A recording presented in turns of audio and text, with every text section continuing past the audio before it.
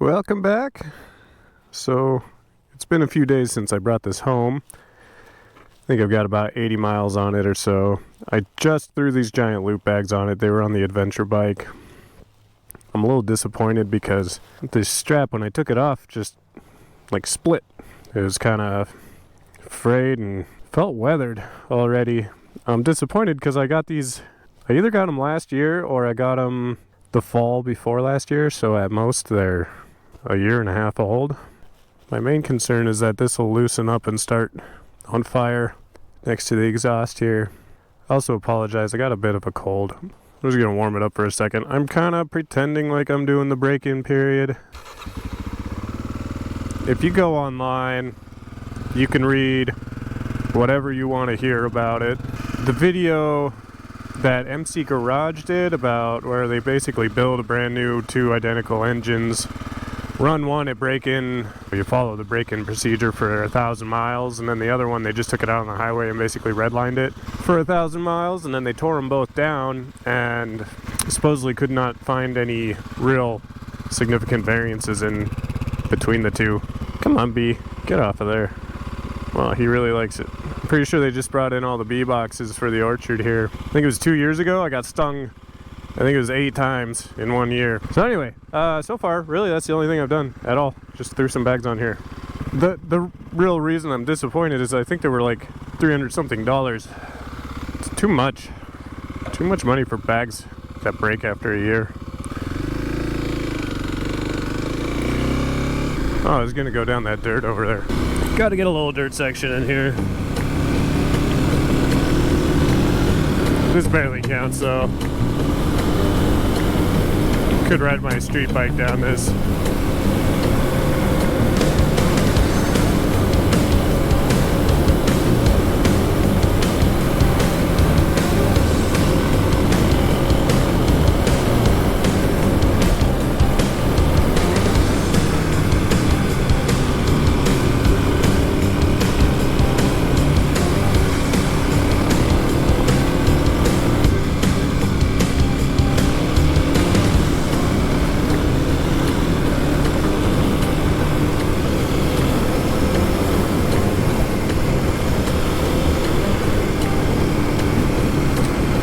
Yeah, I don't know, something about riding this is just so much more confidence than the adventure.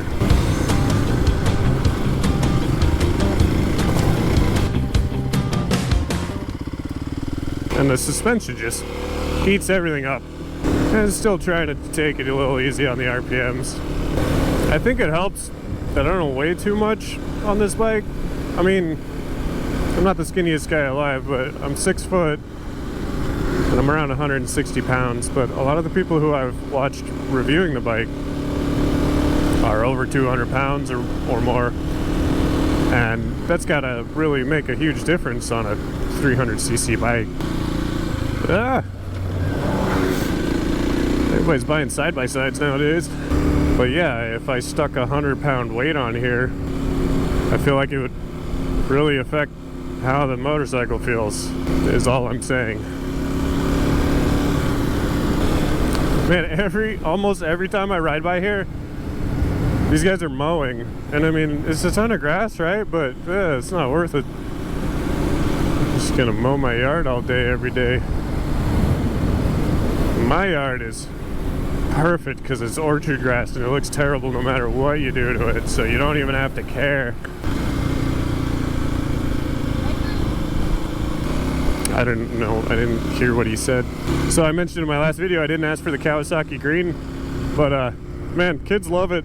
I rode by the school the other day. My daughter's like, oh, I saw you riding. And I had like 5 or 6 kids wave and get all excited about it. I think it's just the color, I don't know. And my wife likes the green more than the gray, so everybody around me is happy with the green. It's growing on me. It's mostly the bike. And I mean, if you get excited when you look at something, you'll start to like it, right?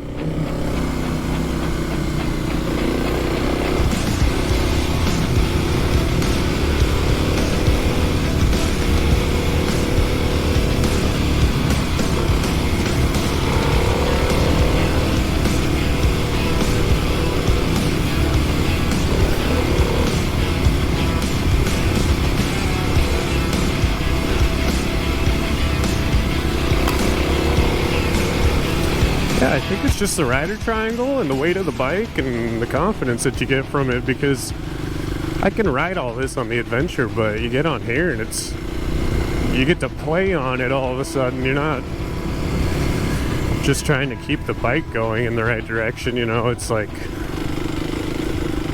playful. And the stakes feel a little lower. Hey, another motorcycle. Twice I went up Birch Mountain, which is over there. Coming off of the adventure bike, it's like, this thing is ridiculously easy to ride off-road. I hit a bunch of things that I've looked at on the adventure that I was way too afraid to, you know, take it on there. And I can't even tell you what inspires the confidence, really. I think it's just so light. And the height off the ground is like perfect for me. I can get my feet off, but I can get my feet down on the ground, but I still have plenty of clearance for going over obstacles. The KTM doesn't have nearly as much clearance. The suspension is like 10 or 11 inches on this, so you don't really just get thrown around as much when you do hit rough stuff. And that front 21-inch rim is what it needs to be for off-road, you know. That standard is 18 in the rear and 21 in the front, and it just rolls over everything. These also, I'd say these Dunlop 605s realistically are probably better than the Shinko 805, 806s as far as traction off the road, even though these are more of a 50-50 tire, I think, than the Shinko's more dirt biased tire. I couldn't tell you the numbers. So my break-in procedure right now that I'm pretending to sort of do is not ride at the same RPMs for very long, right? And I'm trying to keep the RPMs somewhere around like lower than 5,000 for the most part.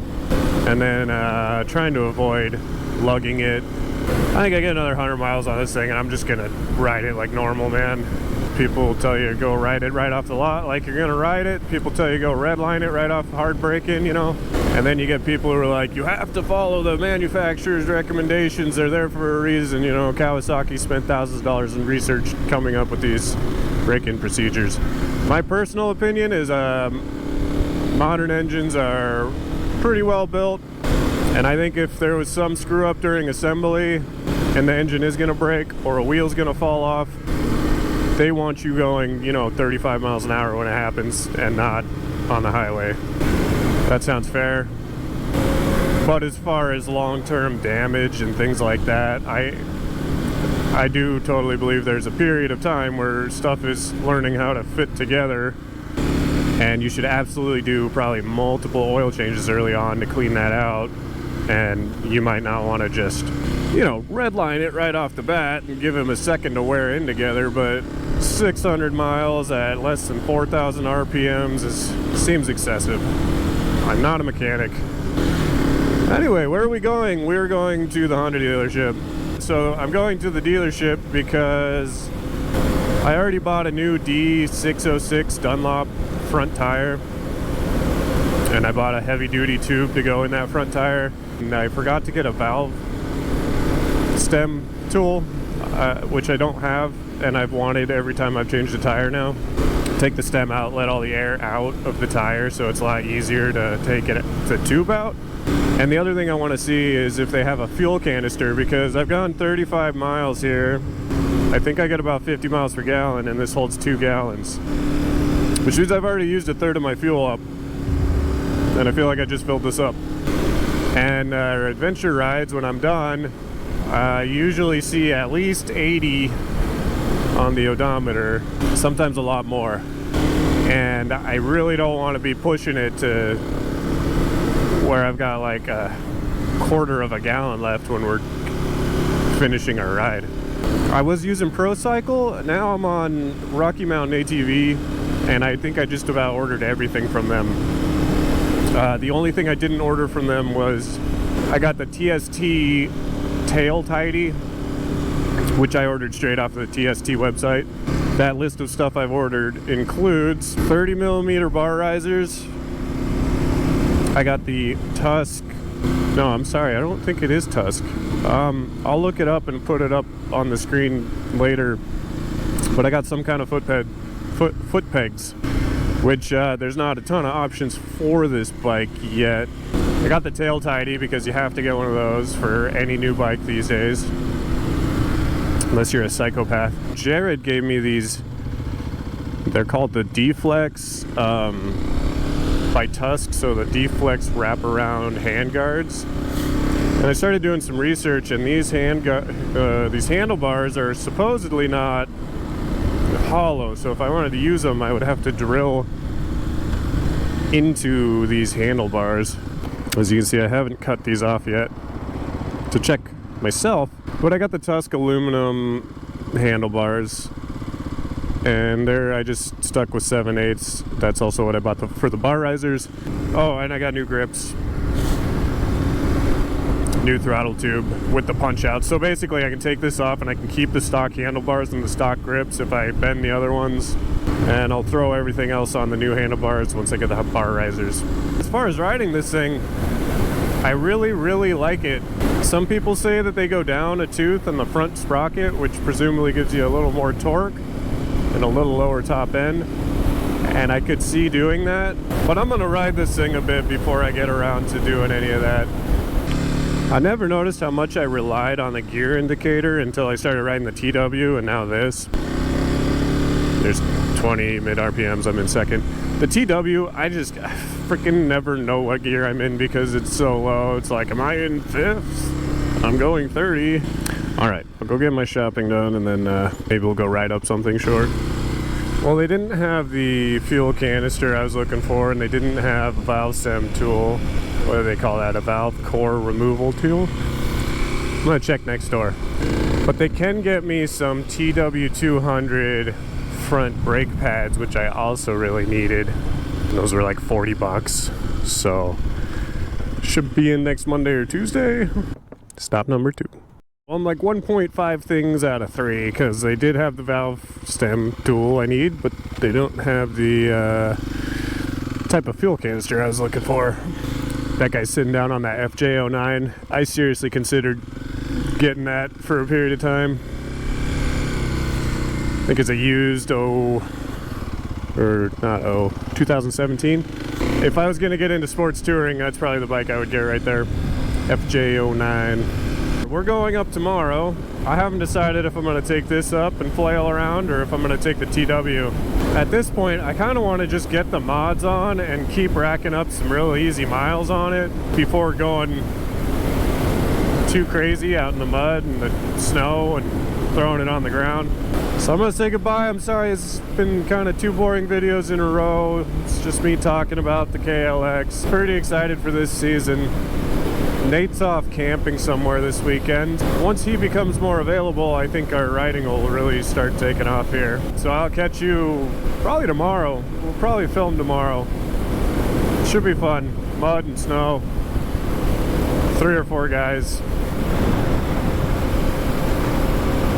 We'll see you then.